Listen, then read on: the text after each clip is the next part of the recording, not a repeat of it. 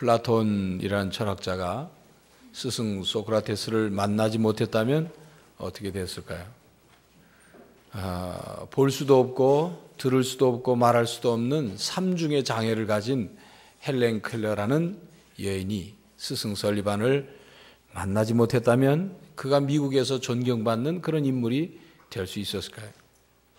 동의보감을 쓴 명의 허준이 스승 유이태를 만나지 못했다면, 베드로가 예수님을 만나지 못하고 그저 갈릴리 바다에서 고기나 잡고 계속 있었다면, 또 사도 바울이 다메섹 도상에서 예수님을 만나지 못했다면, 또 바나바라는 인물을 만나지 못했다면 어떻게 됐을까 하는 얘기입니다.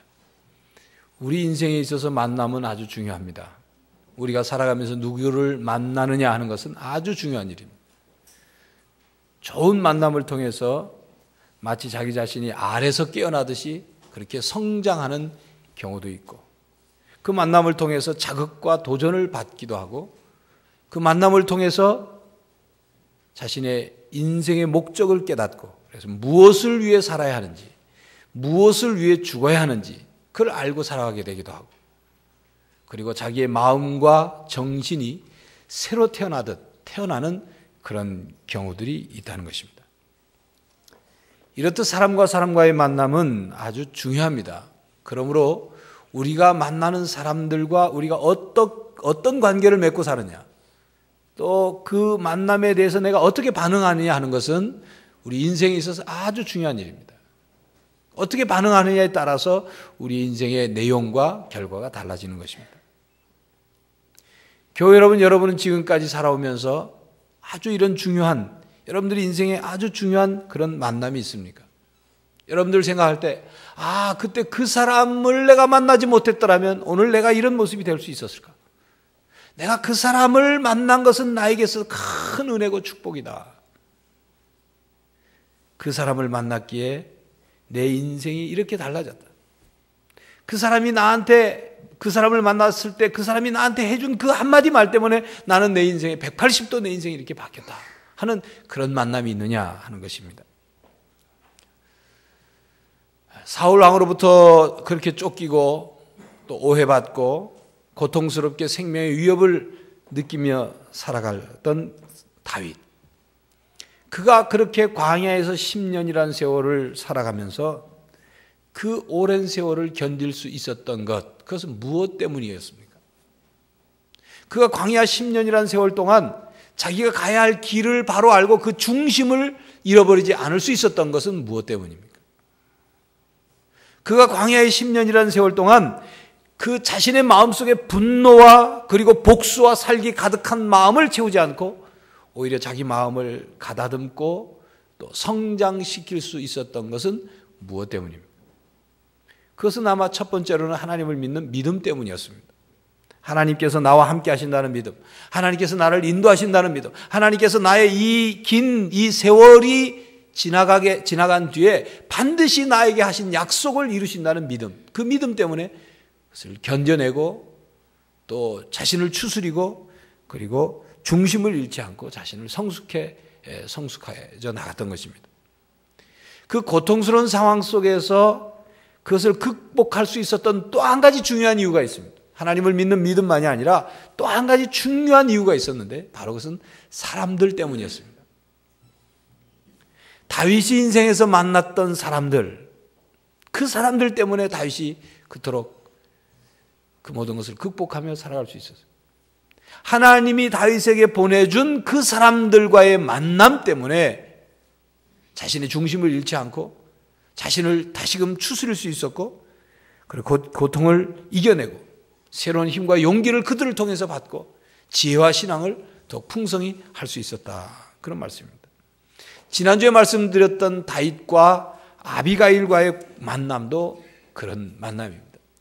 우리가 아는 것처럼 아비가일이 다윗을 만나보러, 다윗이 지금 나발을 죽이려고 오는 다윗을 아비가일이 만나서 그에게 지혜롭게 말한 것 때문에 그 말을 들은 다윗이 자기가 지금 무엇을 하고 있는가, 무엇을 하려고 하는가, 하나님 앞에 자신을 세워서 그것을 돌이킬 수 있었던 거예요. 아주 중요한 만남이었습니다. 여러분, 다윗의 인생에 있어서 그것보다 아비가일과의 만남도 중요하지만 그것보다 더 중요한 만남이 있어요. 다름이 아닌 요나단과의 만남입니다. 요나단과 다윗의 이 두 사람의 만남은 아주 중요한 만남입니다. 다윗이 요나단을 만나지 못했다면, 다윗이 요나단을 만나 그와 친구가 되고 그와 함께 생명처럼 그 서로를 소중히 여기는 그런 만남이 없었더라면 정말 다윗이 오늘 우리 성경에 기록된 대로 그런 훌륭한 다윗이 될 수 있었을까라는 생각을 할 수 있을 정도로 요나단과 다윗의 만남은 아주 중요한 만남입니다. 자, 그렇다면 요나단과 다윗이 어떻게 만났습니까? 또 어떻게 그들이 친구가 될 수 있었습니까? 사무엘상 17장에는 우리가 아는 것처럼 다윗이 골리앗을 물리치는 내용이 17장 전체에 나옵니다. 물맷돌 하나로 그 전쟁에 아주 그 전쟁에 뛰어난 골리앗을 쓰러뜨리자 다윗은 이스라엘의 민족적 영웅이 되죠. 17장 내용이 그 내용입니다. 그리고 18장 1절에 보면 이렇게 말씀이 기록되어 있어요. 다윗이 사울에게 말하기를 마침에 요나단의 마음이 다윗의 마음과 연락되어 요나단이 그를 자기 생명같이 사랑하니라. 이 본문이 다윗과 요나단이 만나는 공식적인 장면이에요. 그 전에 다윗이 왕궁을 출입했지 않습니까? 사울 앞에서 그 연주를 하면서 사울이 정신적으로 어려울 때, 그때도 아마 요나단이 보긴 봤을 거예요. 그러나 하여튼 성경에 나타나는 공식적인 만남입니다. 요나단은 다윗과 같은 어린 소년이 블레셋 군대와 맞서서 그리고 골리앗을 맞서서 나가서 싸웠다는 얘기도 들었고, 어떤 자세로 싸웠는지, 무엇을 가지고 가서 싸웠는지, 어떤 신앙으로 싸웠는지를 다 들었을 것입니다. 이미 다윗에 대한 요나단의 마음이 열려 있었어요. 그래서 전쟁에서 이긴 다윗을 처음 보는 순간 마음과 마음, 1절에 보면 마음과 마음이 연락되었다 그랬어요. 요나단의 마음과 다윗의 마음이 연락되어, 그렇게 말씀하셨어요. 마음과 마음이 연락됐다는 말은 하나가 됐다는 뜻인데, 더 구체적으로 뜻을 살펴보면 어떤 사슬로 고리가 돼서 끊어질 수 없도록 연결되었다. 튼튼한 끈으로 꼭 묶어 동여 맺어서 이게 풀려지지 않는, 끊어지지 않는 그런 연결이 되었다, 그런 뜻입니다. 그러니까 요나단과 다윗의 마음이 서로 끌려서 마치 쇠사슬로 고리를 만듯이 아주 끊어지지 않는 끈으로 묶인 것처럼 두 마음이 딱 하나가 돼서 묶여졌다, 그 말입니다. 여러분, 이런 말이 있어요. 얼굴을 아는 이는 천하에 가득하되 마음을 아는 이는 몇 사람이나 될까. 동양 격언입니다. 사람들이 서로 얼굴은 많이 알고, 그 사람 나 알아, 그 사람하고 인사했어, 뭐 그렇게 그 사람 내가 잘 알지 라고 말할 수 있을지 모르지만, 사람의 마음을, 그 사람의 마음을, 속마음을 아는 이는 몇 명이나 되느냐, 그 말이에요. 요나단은 다윗의 마음을 알아보았습니다. 다윗의 마음 속에 있는 그 마음을 알고 믿음을 알아볼 수 있었어요. 다윗의 믿음의 크기와 다윗의 사람됨, 다윗 속에 있는 가능성을 그 마음으로 보았습니다. 그래서 자기가 왕이 될 수 있음에도 불구하고 저 다윗이 왕이 되어야 한다는 확신을 가졌던 사람이 요나단입니다. 요나단의 아버지 사울은 그렇지 않았죠. 다윗을 마음으로 보지 않았고, 다윗 속에 있는 믿음을 보려고 하지 않고, 그냥 다윗이 전쟁에서 이기고 승승장구를 할 때 다윗을 경쟁자로만 봤어요. 자기 자리를 위협하는 그런 정치적인 적으로 봤던 거예요. 어떻게 하면 저 정치적인 적을 제거할까, 저를 죽여버릴까 하는 생각으로만 가득 찼어요. 눈에는 뭐밖에 보이지 않는다는 말처럼 다윗은 자기의 그릇대로 본 거예요. 자기가 쓰고 있는 색안경의 색깔로만 다윗을 보았습니다. 그래서 시기하고 질투하고 추격하고 죽이려고 애를 썼던 거예요. 그러나 그런 상황 속에서, 아버지 사울이 그렇게 다윗을 미워하고 죽이려는 상황 속에서 요나단은 다윗을 마음으로 보았다는 것입니다. 다윗의 마음의 중심을 보려고 했어요. 교회 여러분, 우리가 사람을 볼 때, 사람과 사람과의 관계를 맺을 때 우리가 먼저 마음을 열고 마음의 중심을 볼 수 있기를 간절히 바랍니다. 내 마음을 알아주는 친구가 있다는 것, 내 마음을 알아주는 사람이 있다는 것은 참으로 행복한 일이에요. 다른 사람들이 다 내 마음을 몰라줘도 저 사람 한 사람만큼은 내 마음을 알아준다고 생각할 때 그게 굉장히 힘이 되고 위로가 되지 않습니까? 요나단이 그랬다는 거죠. 그래서 사무엘상 18장 3절 4절에 보면 요나단은 다윗을 자기 생명같이 사랑하여 더불어 언약을 맺었으며 요나단이 자기의 입었던 겉옷을 벗어 다윗에게 주었고 그 군복과 활과 띠도 그리하였더라 그랬습니다.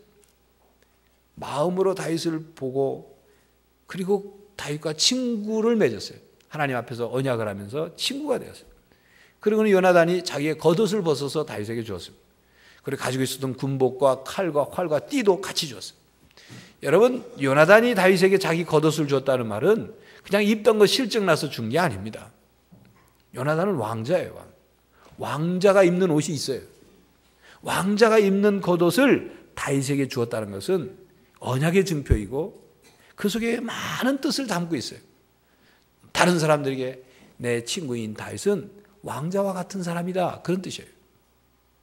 군복과 칼과 활과 띠를 주었다는 말은 그 당시 블레셋이라는 나라는 무기가 발달되어 있었지만 이스라엘 땅에는 철을 만드는, 칼을 만드는 그런 무기 제작 발달되지 못했을 때예요.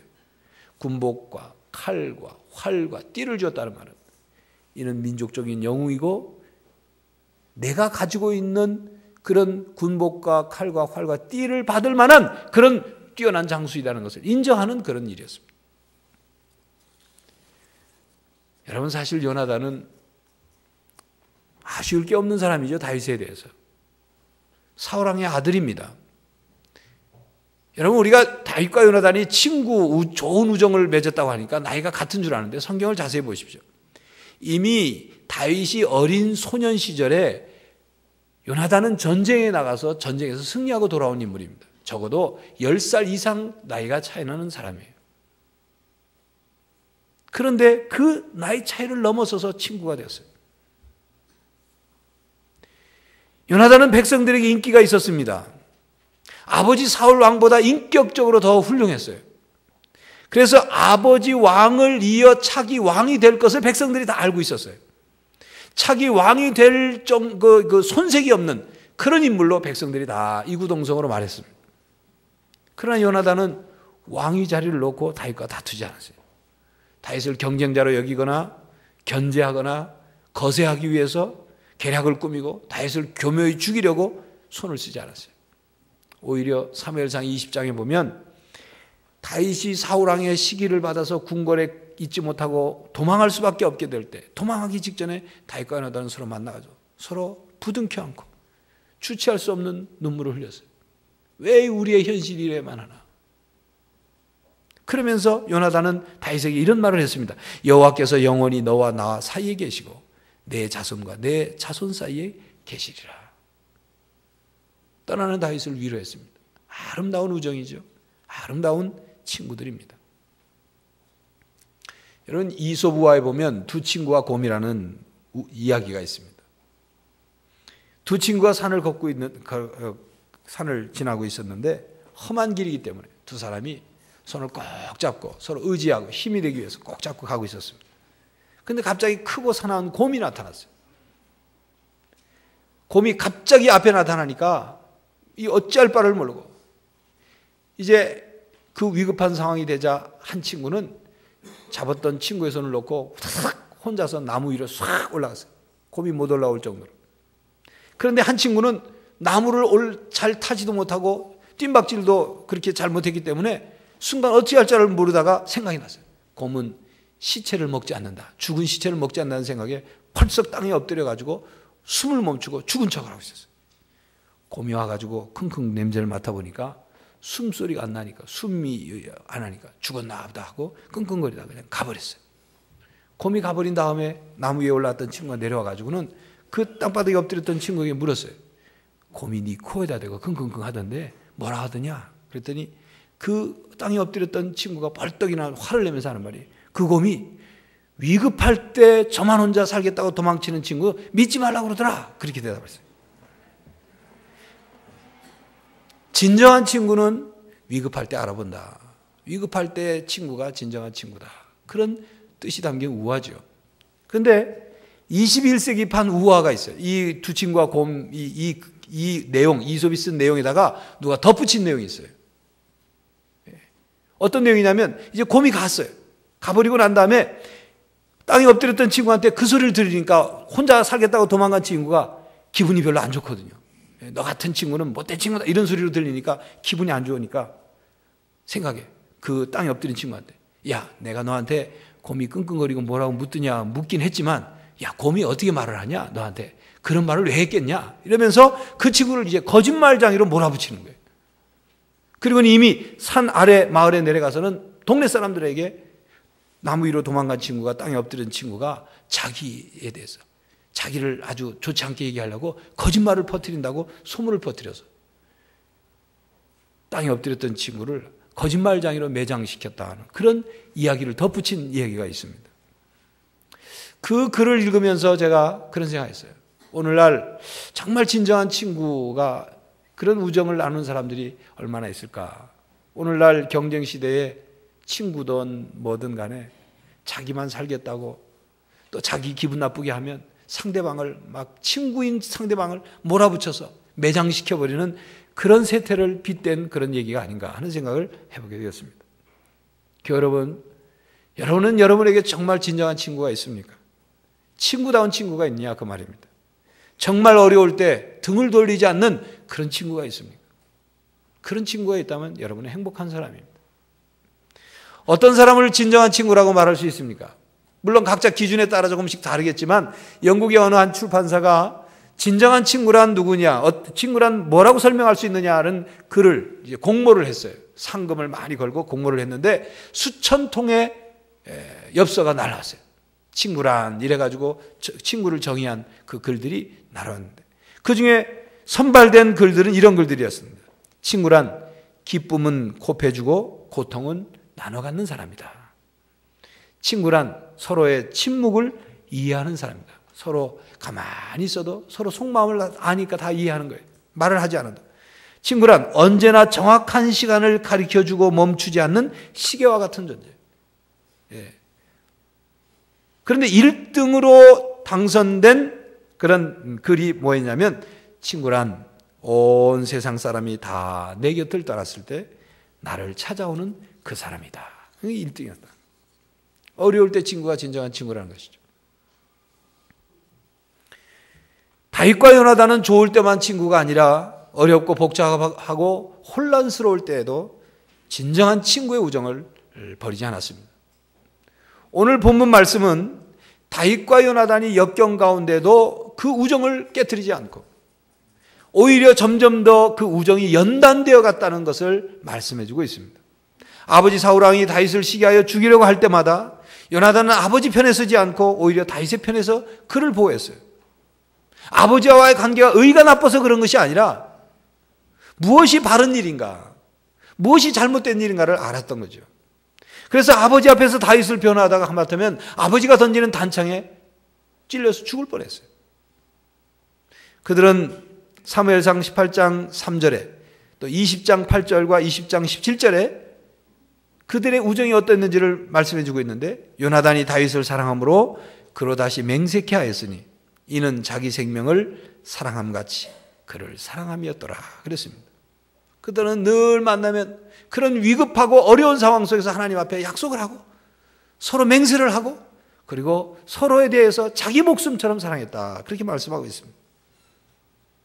여러분, 두 사람이 어떻게 그렇게 할 수 있었습니까? 어떻게 자기 목숨처럼 친구를 사랑할 수 있었습니까? 여러분, 말씀드린 것처럼 요나단과 다윗은 나이가 비슷하지 않았습니다. 요나단이 나이가 훨씬 많았어요. 신분도 비슷하지 않았습니다. 상황도 같은 상황이 아닙니다. 한 사람은 왕의 아들로서 차기 왕이 될 수 있는 자격을 가지고 있던 사람이었고, 한 사람은, 다윗은 요나단에게 있어서 어떤 면에서 보면 정치적인 경쟁자요, 적일 수도 있었던 사람이에요. 자신의 아버지가 죽이려고 했던 그 다윗, 요나단에게 있어서는 아무 아쉬울 것이 없는 사람이에요. 그냥 죽여버리면 됐어요. 그러나 요나단은 다윗을 위해서 철저히 자신을 희생합니다. 부자의 정보다 다윗을 향한 우정을 지켰습니다. 우리는 이 다윗과 요나단의 우정을 통해서 나이와 위치와 상황을 뛰어넘어서 서로 좋은 친구가 되어야 한다는 것을 깨닫고 그런 좋은 친구가 되어서 살아가는 여러분들이 되시기를 간절히 바랍니다. 어떻게 그렇게 할 수 있었을까요? 다윗과 요나단이 어떻게 그렇게 서로를 생명처럼 사랑할 수 있었을까요? 다윗과 요나단은 서로의 마음이 맞았을 뿐만 아니라 하나님의 마음에 합한 사람들이었어요. 하나님에 대한 신앙이 같은 신앙이었어요. 그들의 신앙은 하나님에서부터 출발한 신앙이에요.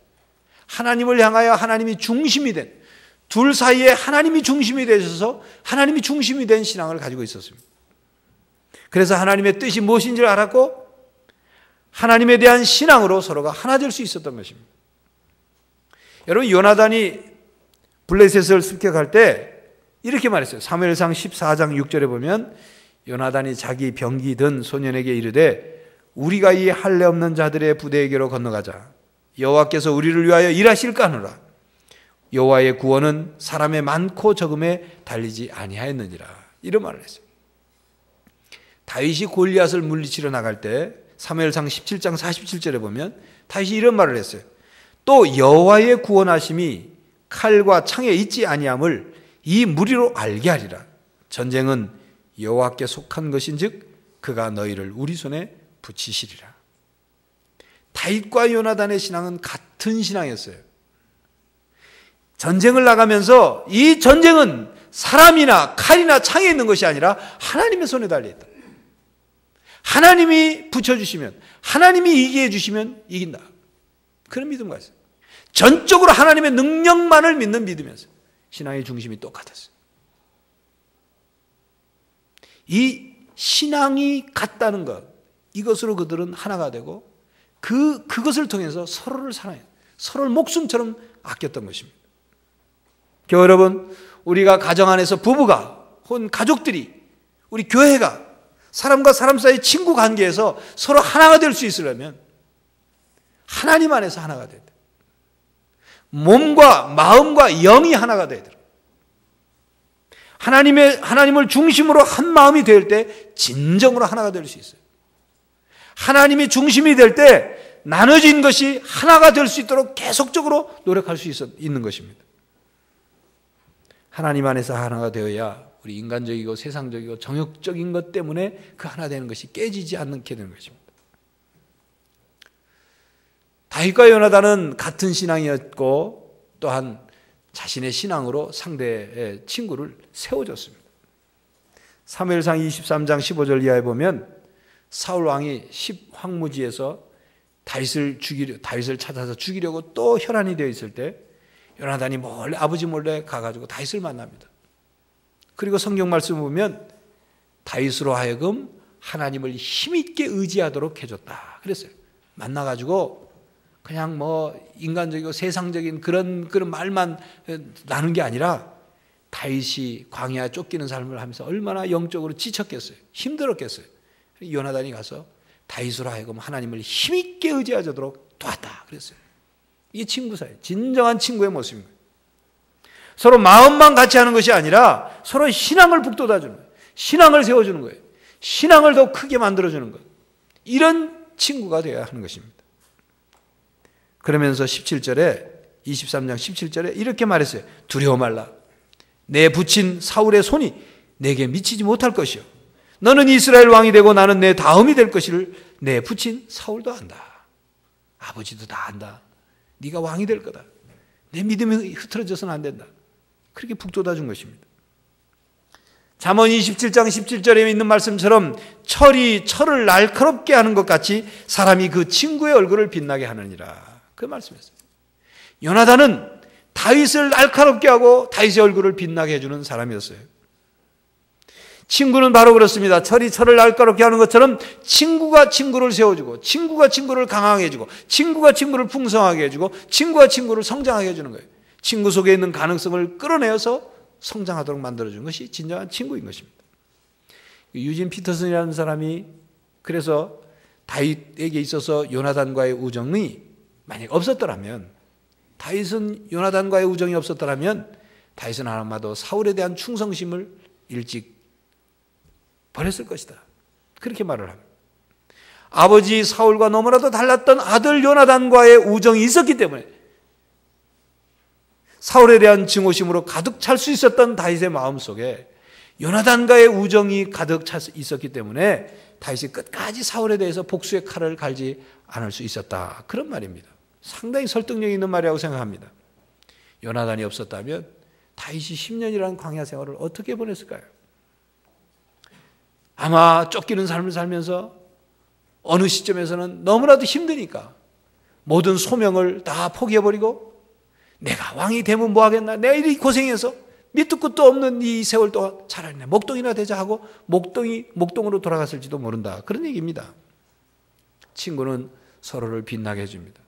서로를 훌륭하게 만들어줘요. 서로를 세워줍니다. 서로를 돕습니다. 격려합니다. 우리 부산을 배경으로 한 영화 친구라는 영화가 있어요. 거기에 보면 친구의 어떤 교훈을 받는 것도 있지만 많은 부분은 깡패 조폭이 되어서 친구라는 이름 때문에 어쩔 수 없이 나쁜 짓도 같이 하는 그런 모습들이 나타납니다. 여러분, 친구는 그런 거 아닙니다. 친구기 때문에 나쁜 짓도 어쩔 수 없이 같이 하고 친구기 때문에 어쩔 수 없이 그렇게 되는 거, 그게 친구가 아니라 친구를 바로잡아줘야 되는 거예요. 여러분, 여러분들에게 여러분들을 바로잡아주는 신앙의 친구가 있습니까? 여러분들의 신앙을 도와주고 여러분을 하나님 앞에 바로 세워주는 그런 친구가 있느냐 그 말입니다. 그런 친구가 만약 있다면 그 친구는 바로 하나님이 여러분에게 보내주신 은혜의 선물입니다. 반대로 여러분이 다른 사람에게 그런 신앙의 좋은 친구가 되고 있습니까? 만약 그렇게 되고 있다면 여러분은 그 사람에게 하나님이 그 사람에게 보내준 여러분은 하나님의 선물인 거예요. 그런데 안타까운 것은 우리 교회 안에 이런 좋은 친구가 되려고 노력하는 모습들이 좀 적다는 것입니다. 오랫동안 같이 신앙생활을 해온 사람들과는 서로 끼리끼리 친해요. 끼리끼리 친해요. 그러나 새롭게 교회에 나온 이들, 새롭게 신앙생활을 하려고 하는 이들에게는 좋은 신앙의 친구가 되어주려고 하는 사람들이 많지 않다니. 있긴 있어요. 그렇죠. 많지 않다는 것입니다. 안타까운 일이죠. 교회 안에서 정말 요나단과 다윗이 신앙 안에서 하나님 안에서 교제를 했었던 것처럼 세상적인 그런 교제 방법이 아니라 신앙으로 하나 되려는, 신앙으로 교제하는 그런 교우들의 교제가 있어야 한다. 그 말입니다. 교회 여러분, 하나님께서는 우리에게 이미 은혜의 선물을 주셨어요. 친구이신 예수님을 보내주셨다는 말입니다. 우리는 오늘 다윗과 요나단의 친구 관계를 생각하면서 우리에게 생명을 내어주신 우리의 친구이신 예수님을 기억해야 합니다. 그리고 그 예수님이 이렇게 말씀하신 것도 들어야 합니다. 요한복음 15장 13절에 15절 말씀. 사람이 친구를 위하여 자기 목숨을 버리면 이보다 더 큰 사랑이 없나니 너희는 내가 명하는 대로 행하면 곧 나의 친구라. 이제부터는 너희를 종이라 하지 아니하리니 종은 주인이 하는 것을 알지 못함이라. 너희를 친구라 하였노니 내가 내 아버지께 들은 것을 다 너희에게 알게 하였습니다. 주님은 우리를 친구로 여기시고 모든 비밀을 다 말씀해 주시고 그리고 친구가 되신 주님께서 우리가 또 다른 사람에게 친구가 되어주기를 원하고 계십니다. 찬송가 483장 3절에 이런 가사가 있죠. 너 예수를 친구로 삼아 늘 내 옆에 모시어라. 늘 주님을 우리의 친구로 삼고 주님과 맺어진 친구, 그 친구와의 우정, 친구의 그 사랑을 가지고 다른 사람의 친구가 되어주는 그런 신앙인들이 되어야 하는 것입니다. 또 449장 1절에 이런 찬송 가사가 있습니다. 이 세상의 친구들 나를 버려도 나를 사랑하느니 예수뿐일세. 예수 내 친구 날 버리지 않네. 온 천지는 변해도 날 버리지 않네. 세상 친구는 우리를 다 버리고 배반할지 모르지만 친구이신 예수님은 우리를 버리지 않으십니다. 그 친구이신 예수님의 사랑을 가지고 이 땅을 우리가 살아가는 거예요. 여러분, 지금 여러분에게는 친구가 있습니까? 친구를 잊고 살지는 않습니까? 친구가 없어도 살 수 있다고 독불장군처럼 살고 있지는 않습니까? 오늘 우리는 다윗과 요나단의 이야기를 들으면서 나에게 정말 요나단과 같은 친구가 있었으면 좋겠다 하는 그런 부러운 마음을 가질 수 있습니다. 그러나 부러워하는 것만으로 친구가 생기지는 않습니다. 무엇보다도 내가 먼저 좋은 친구가 되어주려고 해야 좋은 친구가 생기는 법이에요.